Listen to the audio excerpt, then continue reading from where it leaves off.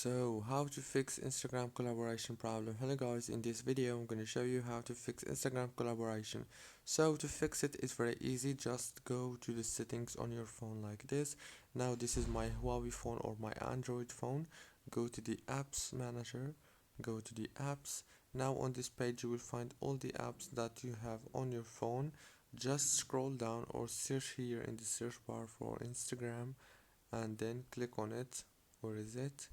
Here is it right here. Click on it like this, and now all what you have to do is just click on the first stop right here and click on the storage, click on clear data, and then go to the app details right here and click here on this update option, and after that it's gonna be fixed. If it's not, then all what you have to do is click on uninstall and reinstall Instagram again on your phone.